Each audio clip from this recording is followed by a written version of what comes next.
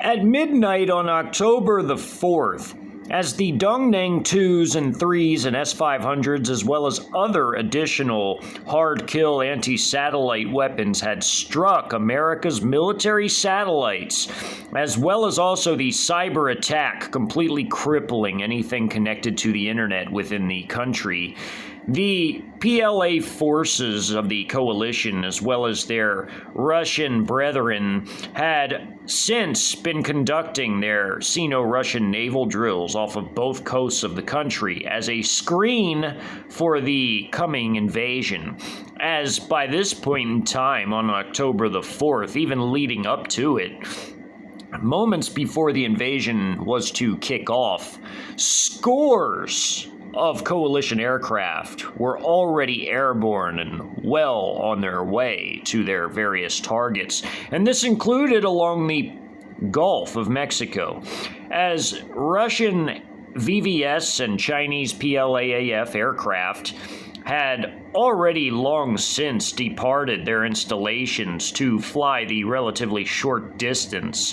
from their bases in Venezuela, Nicaragua, and Mexico to their targets across the Gulf as it related to the Houston area. The Russians in particular were coming with a very heavy-hitting bomber squadron of Tu-22M heavy strategic bomber aircraft, each one capable of carrying 53,000 pounds of conventional ordnance, which, when taking all 8 of the bombers of the squadron into account, carried 16 times the conventional loadout in terms of what the Hiroshima nuclear bomb was, as in their conventional ordnance equated to 16 times what the Hiroshima nuke actually was in terms of the weight and the capabilities of said weight. As they now approach their target, the PLAAF and Russian VVS aircraft prepared to conduct their portion of the operation, laying waste to humongous areas, and beneath their loads would lay complete total devastation and many American forces gone with it. As these forces were moving across the Gulf and approaching the Houston area, the naval component of the invasion was already busy themselves, as the Americans did possess a critical target that needed to be eliminated along the coast of the Houston area. Near Galveston Island in Texas City, Texas, there was an Arleigh-Burke Class Destroyer that needed to be dealt with immediately.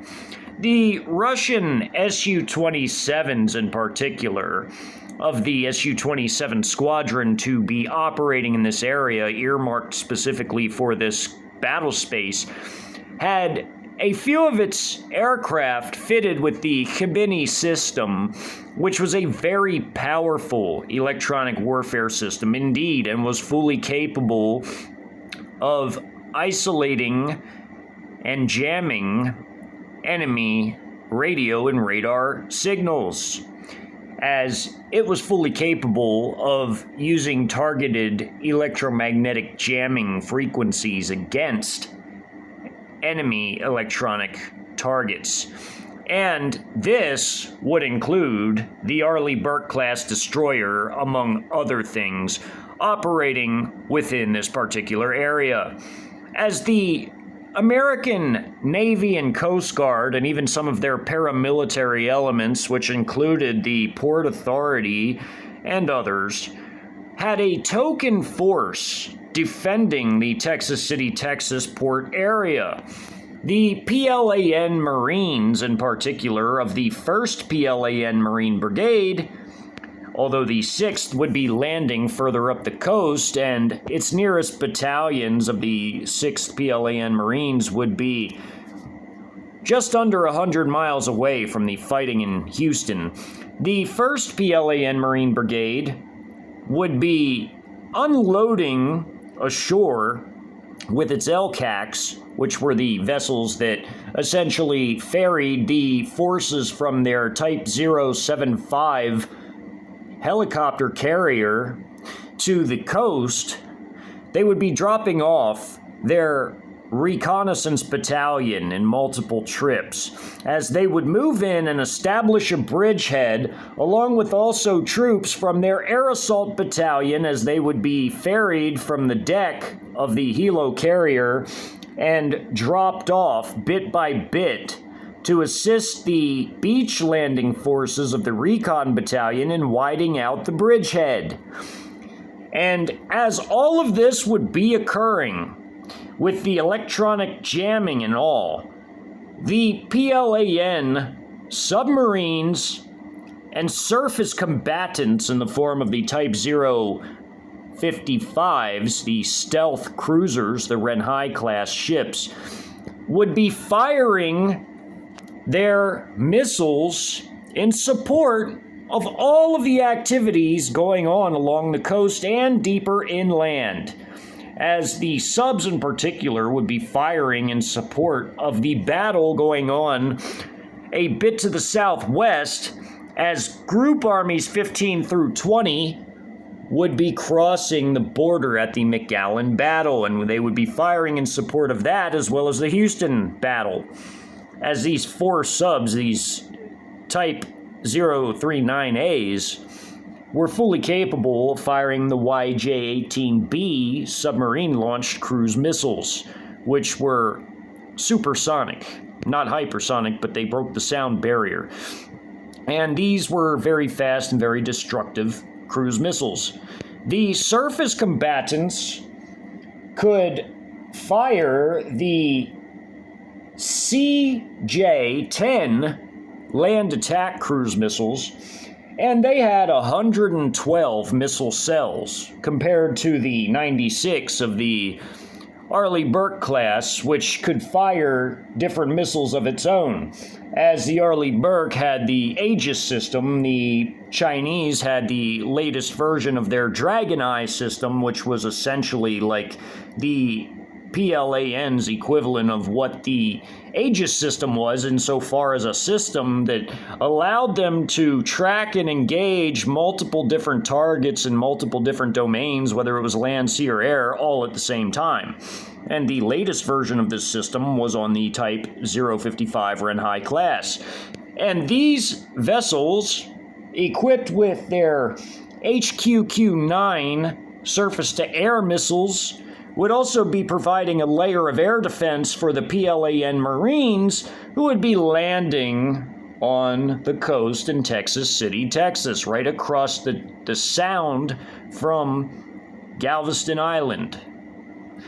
across a relatively narrow channel, in other words. They would be landing on the mainland in the Texas City port area using their LCACs to make their landing. And inland, the People's Armed Police Paramilitary Forces of the PAP's 2nd Mobile Contingent, their 36th PAP regular brigade, would be assisting the very large 83rd PLA Group Army, which was an active duty PLA Group Army,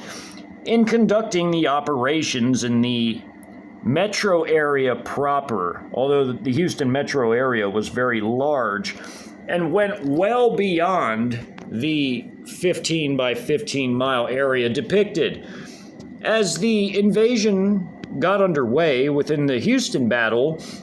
the 83rd Artillery Brigade of the 83rd PLA Group Army was already firing enormous salvos of their 122 millimeter rockets from their PHL 11 battalion, which was in this grouping here, And they were also equipped with, as far as their howitzer battalions, with the PLZ-05 155mm howitzers, and their longest range battalion, of course, being the A300 rocket battalion, which was in this grouping right here. The rest, again, were the howitzers and the one PLL-11 122mm rocket battalion, which was in this grouping of two. There was a PLL-11 and a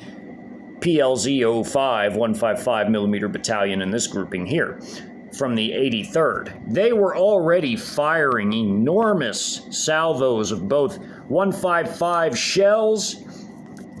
300mm rockets, and 122mm rockets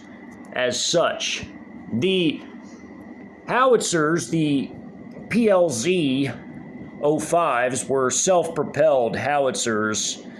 that were of the armored variety, as opposed to the truck-based variety, such as these PCL-181s, which were typically equipping lighter artillery formations. As it came to the operations occurring on the coast, the artillery battalion of the 131st Heavy Combined Arms Brigade here would be firing in support of the PLAN Marines for a time until they could get their own PLZ-07 122mm self-propelled howitzers ashore. And to do this, to mitigate the possibility of there being any mishaps, although they were amphibious, the Marine vehicles of the 1st Marine Brigade, they opted to capture the port facilities in Texas City, Texas, to the south, intact, and use the crane systems and the docks to bring them all ashore as it pertained to their heavier equipment, which sat aboard a large grouping of specially created cargo vessels that contained these forces. As the Chinese had their civil-military fusion policy, this didn't only apply to all the CCP properties around America, using them as a dual military and civilian usage for the coming invasion. It also applied to methods of transport, including ships, which they could easily utilize ships, whether they were ferries or cargo vessels or tankers, for military means. And China was the single biggest shipbuilding nation on Earth, producing 70% of all the world's shipping. And this also translated into their actual naval vessels as well. And as the forces were now beginning to let loose a volley of shells and rockets all throughout the city against their various targets as they had manifested, primarily those of the 278th Armored Cavalry Regiment deployed to the area right before the invasion had even kicked off, literally arriving a day prior, with their forces still at their temporary bivouac locations that had been rented out or leased by the state and federal regimes. The forces that came to augment the 278th, coming from the 256th Infantry Brigade Combat Team and the 155th Armored Brigade Combat Team, there were 2 battalions from each. And these were from Louisiana and Mississippi, respectively. The 2nd of the 156th, which was a infantry battalion, and also the 1st of the 141st, an artillery battalion, both came from the 256th and were sent to assist the 278th ACR. They came from Louisiana, but they were part of the Texas 36th Infantry Division of the National Guard. The 155th Armored Brigade Combat Team, their elements came from Mississippi. The 2nd of the 114th, an artillery battalion, and the 1st of the 98th Cav, a Cav squadron, were also present in the city. Initially, the plan was to deploy these forces to protect some of the critical energy infrastructure, not only located within the city itself, as there was ample petrochemical industries and also refineries, but also to the south in Texas City, Texas, to guard the port and one of the biggest oil refineries in the world, which was the Valero oil refinery, and the Marathon oil refinery just to the north of it, which was also very large. They would be captured by the PLAN Marines, namely of their air assault battalion from the 1st PLAN Marine Brigade, and also of their recon battalion, also of the 1st PLAN Marine Brigade,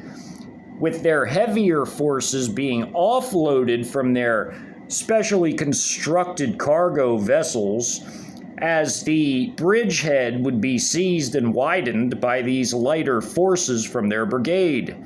as they had a heavy, medium, and lighter combined arms battalion,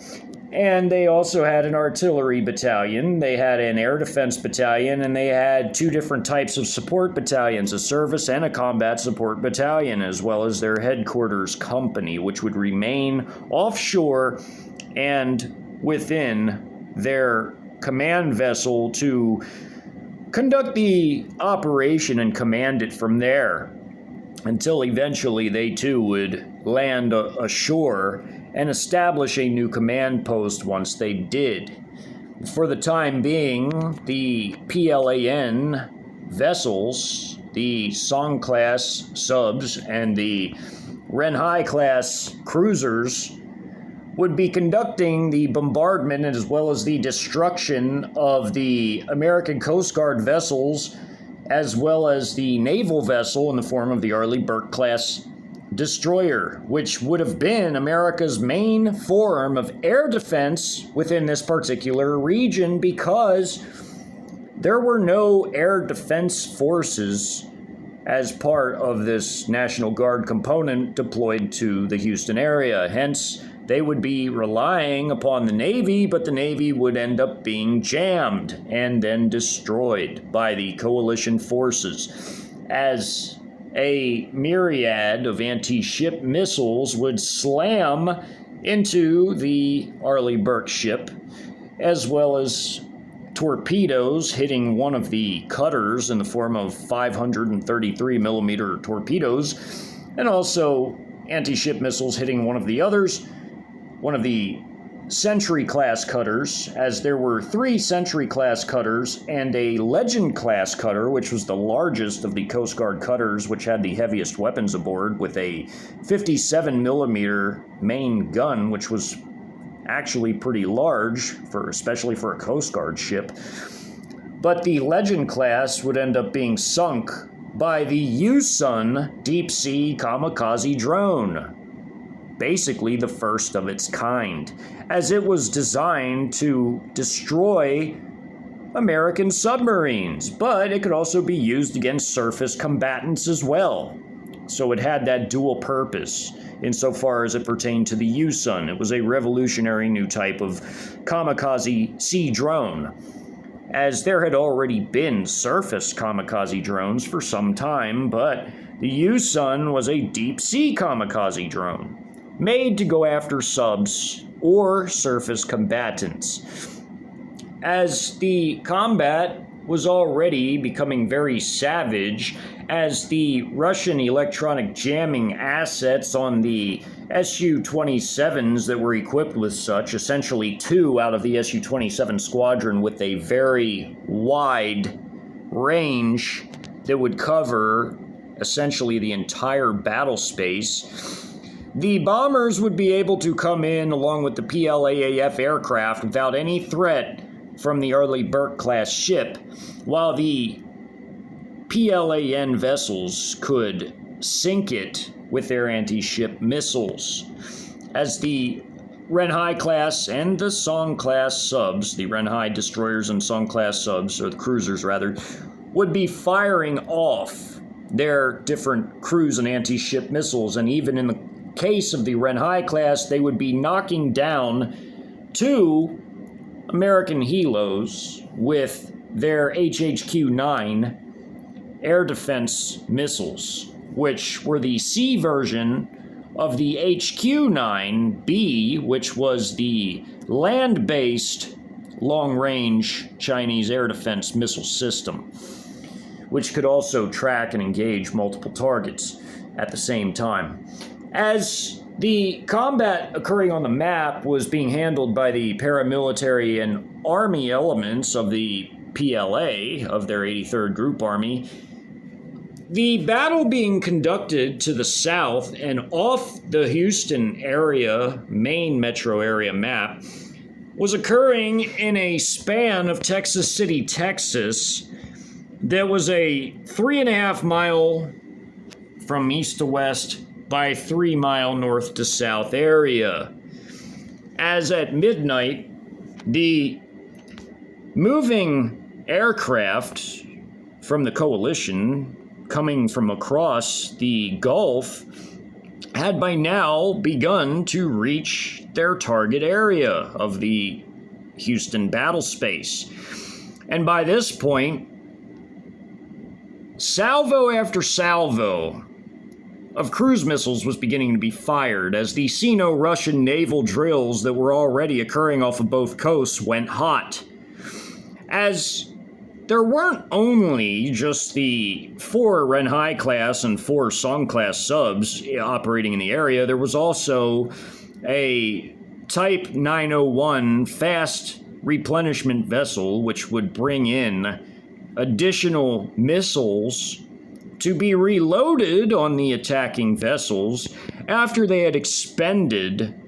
their entire assortment of missiles. Between just the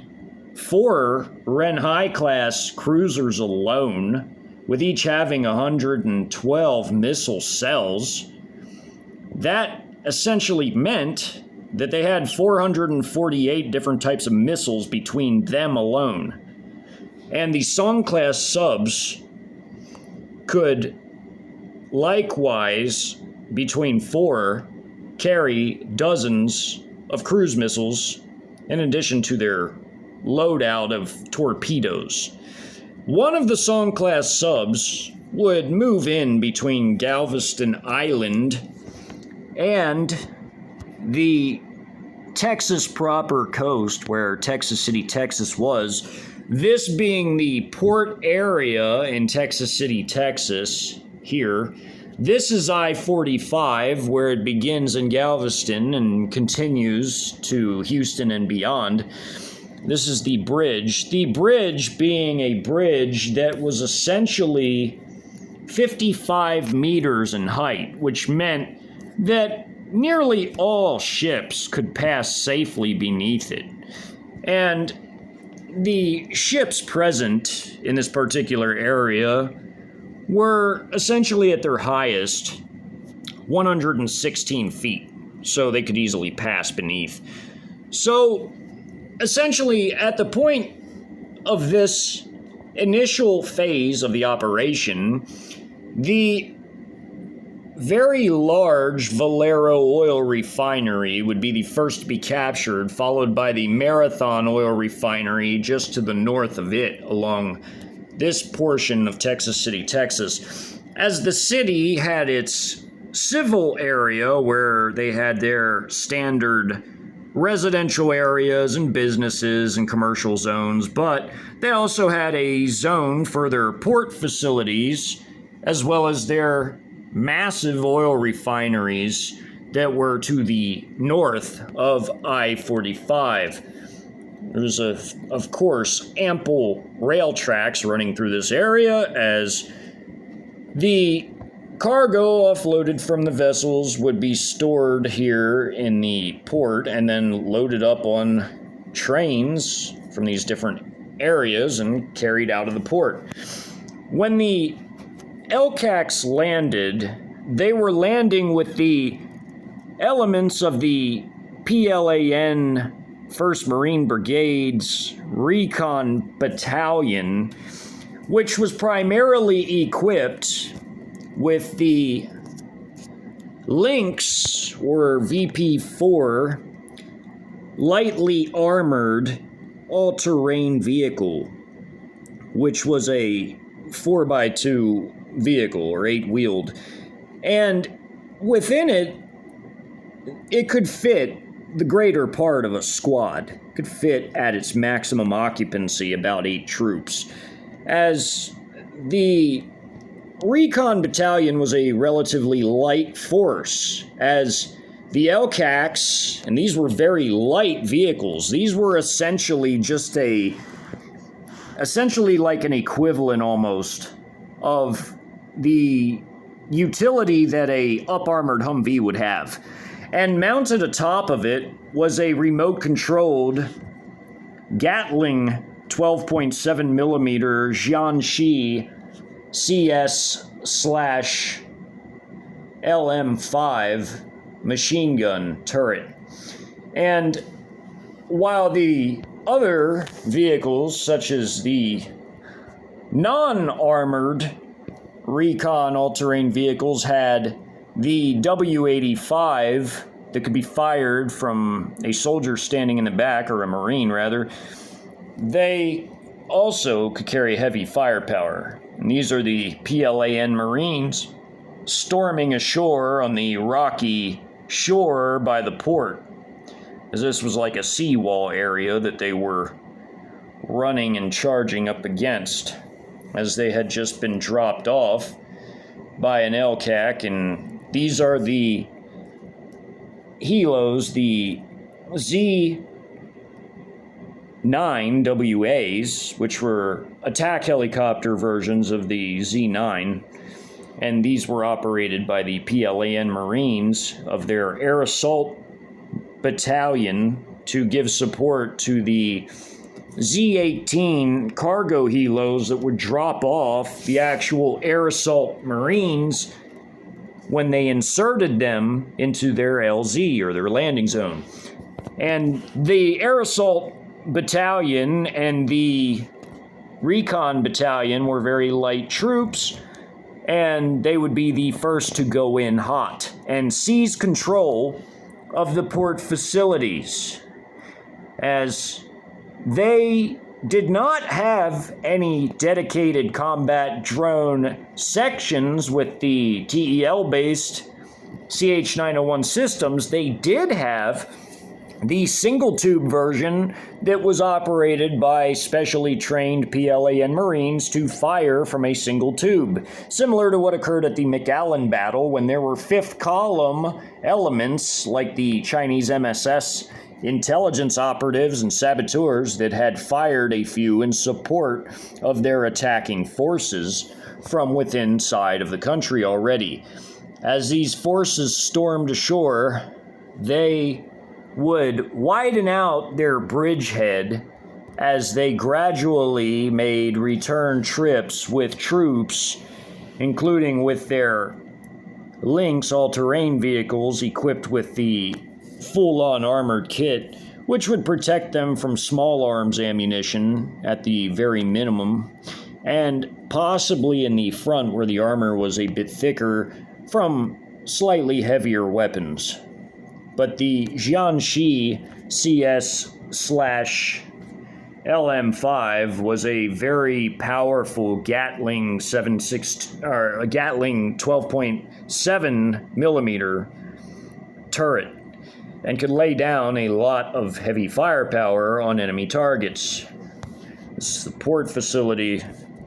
It's a Type 69 rocket-propelled grenade fired from a Marine back here.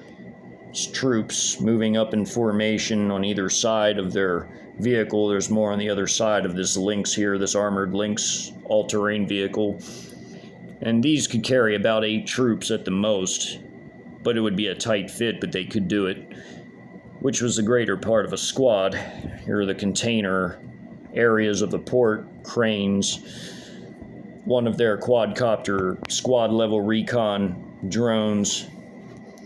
Building on fire early on in this battle, as the missiles began coming in and the Russian Su-27s began to jam the Arleigh-Burke, making it dead in the water like what happened to the USS Donald Cook in 2014, and a second time in early 2021 when on each occasion a Russian Su-25 and then on the second time an Su-24 equipped with these jamming pods had basically flown over it in the Black Sea and made it dead in the water. The same thing was going on with these Su-27s equipped with the Khibinys. They were essentially switching off with their targeted electromagnetic jamming systems. They were switching off the radars and other vital electronics that the vessel depended on for operation. And now the ship missiles, the anti-ship missiles, the YJ-21s were being fired at it, slamming dead into the side of it, fired from approximately 150 miles away from the Renhai Class vessels. Also being fired, the nearest PLAN vessel was one of the Song-class subs that got into the harbor area and fired 2 of these 533mm torpedoes at this Sentry-class Coast Guard cutter right here, which destroyed it, blasted it out of the water, basically. And as all of this was going on, the first wave of helos came in, as each of the air assault battalions was equipped with 28 helos. They had 10 Z-18, which were the transport helos that dropped off the troops, the air assault troops, and then they had 10 Z-9 WAs, which were the attack helos that were sent in to cover and assist the air assault troops. And they had 2 Z-9Cs, which were anti-submarine warfare helicopters that were also part of the air assault forces that sat upon the deck of the Type 075 helicopter carrier. And these are all the Lynx vehicles, these very small armored all-terrain vehicles, which were comparable in some ways to the Humvee, but basically were a little lighter than it was. Not by much, but they were lighter. And these LCACs could carry quite a few of them at the same time because they were relatively narrow and they were relatively light. So they could drop off about a company between both these LCACs at a time, and they would return and pick up the next group and bring them in. As these forces, the air assault troops, which would also be ferried in approximately 2 platoons at a time, they would end up ferrying in the entire air assault battalion in multiple trips with these attack helos circling the area, attacking targets like QRF forces, which are like your quick response forces, which would essentially be made up of Naval and Coast Guard and Port Authority personnel that had been essentially a token defense force for the port until, originally as planned, the American forces deployed to the Houston area would have been sent into Texas City to guard the refineries and port, but that never materialized by the time the invasion had kicked off. Because by this point,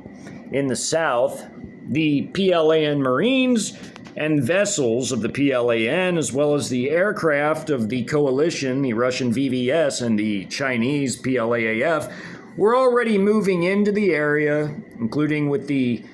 electronic jamming based on the Su-27 aircraft overflying above the I-45 bridge here from Galveston Island to Texas City, Texas. And the vessels were firing on the Arleigh-Burke vessel, the Arleigh-Burke Class Destroyer, which was the biggest target of the PLAN, at least at this stage of the invasion in the opening stage. There were air defense missiles fired at the helicopter from the Arleigh-Burke that it got off, that was off its deck. It had a helicopter consisting of its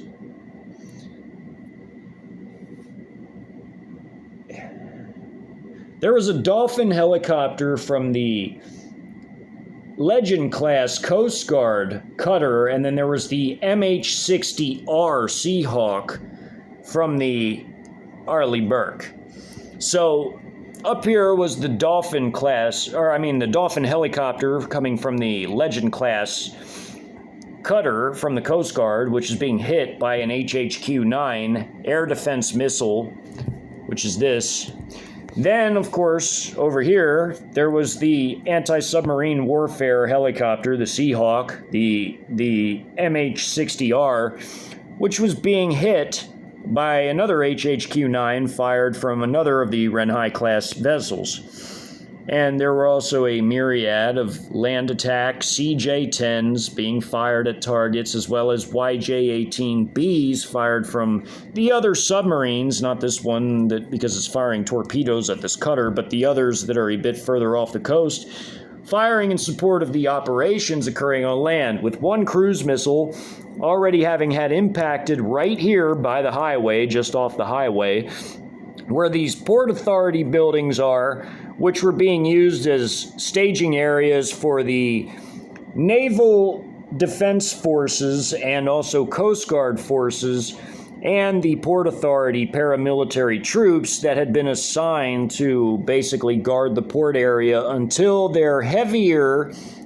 National Guard, the Army Guard forces, could come in to augment them properly. There were only, in this particular area, 260 personnel in terms of those on land between the Port Authority, the Naval Security Specialists, as they're called, which are the defending forces on the ground guarding the harbor area, the docks, the port, and the Coast Guard ground-based forces that are all working together to guard this area until the National Guard troops could come in to assist them properly with more firepower. But that never materialized again because deep inland, when the Trojan shock armies were striking, that tied down and was rapidly eliminating quick the Guard forces that were now stuck and fighting for their lives in the Houston inner metro area proper, where Houston and Katy and some of the other inner suburbs were in this particular area here. They were now pinned down fighting the combined arms brigades of the 83rd PLA Group Army, as well as fighting the PAP's 36th Brigade from their 2nd Mobile Contingent here in the metro area proper. Now, as all of this was taking place and the LCACs just dropped off the rest of this company here, of one company from their recon battalion, with the air assault troops here already having been dropped off map and moving into the area, the helos, the attack helos, the Z9WAs, were now fanning out and looking for targets. They were equipped with a 23mm autocannon. It was a dual 23mm autocannon, like next to each other, and they also had 8 AKD-10 radar-seeking anti-tank missiles, and they also had their rocket pods, their 57mm rocket pods, one on each side of these attack helos. And they were looking for targets such as this QRF force moving into the area to give support to the forces, because by now, with the complete loss of the grid, the telecom, the military networks, the internet, the standard internet, the GPS, as well as satellite-based data transfers and communications and internet, with everything gone, the QRF force moving in from the northwest towards the port already knew something was afoot the moment they heard the first blasts. And as a QRF force, they didn't even have to be told to move towards the port. They already knew there was trouble. As cruise missiles were filling the skies, as aircraft were buzzing overhead, the scream of the fighter jet engines of the Su-27s, the Chinese J-20s and their FH-97A stealth fighter drone counterparts paired to them, the J-10 fighters of the PLAAF, and the very high altitude Tu-22Ms, which were now overhead and dropping massive payloads throughout the metro area. They knew there was trouble. And as they had moved into the area, these helos had fanned out to give air support to the air assault Marine troops that had been dropped off. And we're now moving through this area here, this parking lot and these buildings. These were all offices and port-related businesses and structures that directly correlated to the operations that occurred in any standard port. These were the cranes right here. This was the cranes right here. This is the land-based crane. And this was the dock-based crane that unloaded the ships, and when they moved it back, the land-based crane could pick it up and stack up the containers, and containers could be loaded up on trains that moved through the area here and would move through the entire port area. The port extended to the southwest from here, which was the first area where the recon troops begun to land. This is just the second grouping. As they were establishing a bridgehead with the air assault troops, who were likewise using this relatively open area between this road here and these tracks as their LZ, their landing zone, as well as off the map, they used a parking lot to land this platoon earlier. They were fanning out in different directions, and most of the resistance that would come from the American forces was located in this 3.5 mile by 3 mile area. Because this particular combat occurrence is relatively long and detailed, it will be continued in the next video, as the PLAN Marine forces begin to expand their bridgehead, clear buildings, all as missiles fly overhead or have already crashed into their targets, and vessels have already been sunk. Even as this Yousun Deep Sea Kamikaze drone was about to come up under and hit this Coast Guard cutter, which instead ended up being hit by a YJ-21 anti-ship missile and destroyed, it then turned around and left to go hit the Legend class cutter, which hadn't as of that point been yet hit, which was off the map and a bit to the northeast, not very far from where this situation was unfolding. Because again, there were a total of 3 Coast Guard cutters in this particular battle, and not all of them are on this map, just 2 of them. The Legend class, the largest one, was off map to the northeast, and there was one to the southwest that had by now already been destroyed because it was already in the path of these Marines that were just now beginning to land. As that one had by this point already been struck by anti-ship missiles,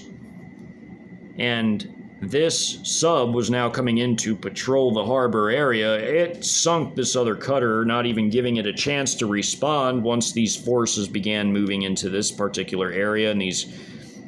LCACs dropped off their forces. The Arleigh-Burke could not respond because it was being jammed by the Khibiny systems as they flew overhead over this area from these 2 Su-27 fighters of the VVS, or the Russian Air Force, and in turn was hit by YJ-21 anti-ship missiles that were fired from the Renhai Class stealth cruisers that had their latest version of the Chinese Dragon Eye system, allowing for them to also fire their air defense missiles and engage air targets at the same time as they were engaging sea and land targets. This building that was right here, that was another of the Port Authority buildings, had already been struck by a YJ-18B submarine-launched cruise missile, as there were also not just YJ-18Bs from the subs, but there were also the CJ-10s fired from the Renhai class that were going inland to hit targets of their own, such as these two right here that were coming in to hit this building and the rest of this building, whereas a sub-launched missile had hit right there and destroyed that building and badly gutted this one and the one on the other side of it. As this QRF force was coming in, they were being badly hit by the AKD-10 radar-guided anti-tank missiles, as well as the 57mm rocket pods being fired, which horribly saturated one end of this building, badly gutting it, and also the others from this one were hitting all these Max Pro MRAPs that were given to the naval security specialists, the Coast Guard, and also even the Port Authority, and they were also given, as it pertained to the latter two, their 50 cals as their turret machine guns for these. The naval security specialists already had those, but they issued those to the Port Authority personnel, and of course, even though the Coast Guard has 50 caliber weapons, ordinarily they might not have utilized those, but they did in this situation. And the combat in this area was already becoming savage, especially in terms of all the destruction wrought upon the Arleigh-Burke class vessel, beginning to occur on land with the cruise missile strikes, and with the attack helos beginning to fan out to provide air support and air cover to their recently dropped off air assault troops. Which by this point, this was a whole company that had now by this point been dropped off here, and a whole company of recon troops and their Lynx armored all-terrain vehicles had been dropped off as well. And they would now methodically move through and clear the entire port facility, leading to its capture, before then moving on to seize the oil refineries, one of the most important of their objectives, besides taking control of the port facilities, allowing for their cargo ships to come in and unload using the cranes, which they needed to capture intact for this to be a possibility. Otherwise, it would take a hellaciously long time to unload these heavier forces, unless they wanted to utilize their amphibious capabilities, which ran the risk of losing some vehicles if there were any types of failures.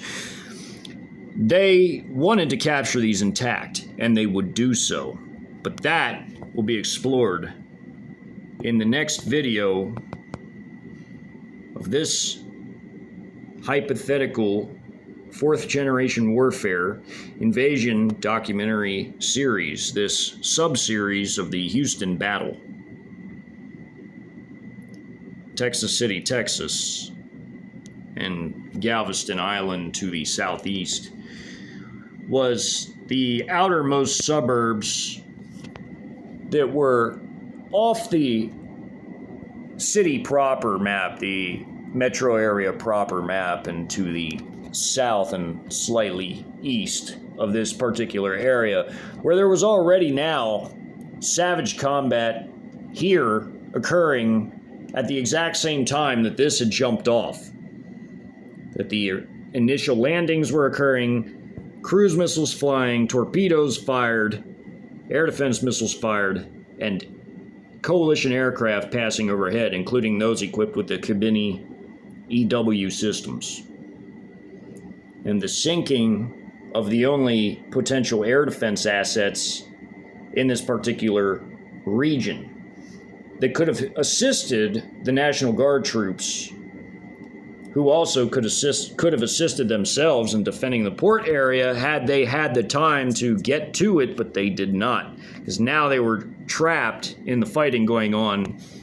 in the main metro area of Houston.